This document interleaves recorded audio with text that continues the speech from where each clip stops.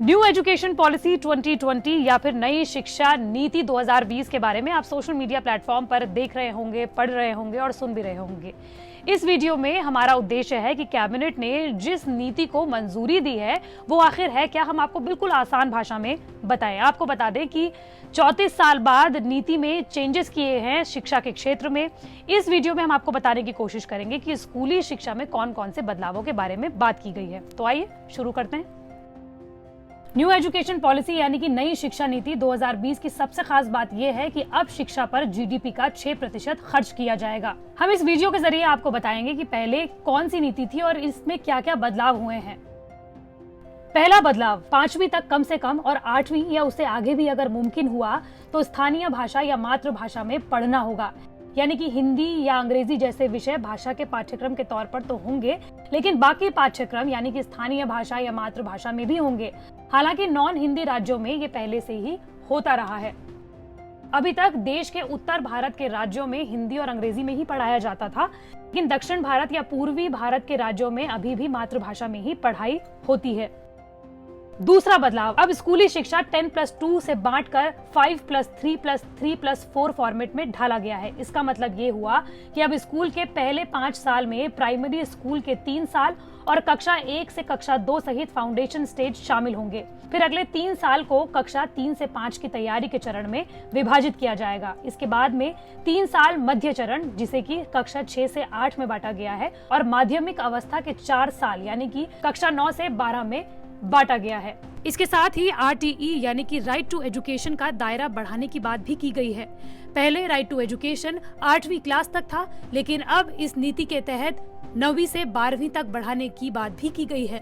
इससे पहले format primary education, higher secondary और इंटरमीडिएट एजुकेशन में बटा हुआ था। इसमें छात्रों के शुरुआती विकास के बारे में कोई नीतिगत बातें नहीं होती रही हैं। कई प्राइवेट स्कूल्स में प्री स्कूलों की व्यवस्था है, गाँव में आंगनबाड़ी की व्यवस्था है, लेकिन यहाँ पढ़ना अनिवार्य नहीं होता है। प्री स्कूल में 2 से 5 साल तक के बच्चों की पढ़ाई होती है, लेकिन ये अनिवार्य नहीं होता। तीसरा बदलाव, नई शिक्षा का लक्ष्य है 2030 में 3 से 18 साल तक के छात्रों को गुणवत्तापूर्ण शिक्षा प्रदान करना, यानी कि क्वालिटी एजुकेशन। क्वालिटी एजुकेशन का मतलब है गणित के जोड़ घटाने या कंप्यूटर की कोडिंग जैसे काम जो हर दिन में काम आ सकते हैं। 6ठी क्लास से वोकेशनल कोर्स शुरू किए जाएंगे। इसके लिए इसके इच्छुक छात्रों को 6ठी क्लास के बाद से इंटर्नशिप भी करवाई जाएगी। इसके अलावा म्यूजिक और आर्ट्स को बढ़ावा दिया जाएगा, उन्हें पाठ्यक्रम में लागू किया जाएगा। दरअसल छोटे से ही छात्रों को रियल लाइफ एक्सपीरियंस देने के लिए कदम उठाया गया है, ताकि वो किताबों से बाहर की दुनिया को भी देख सके।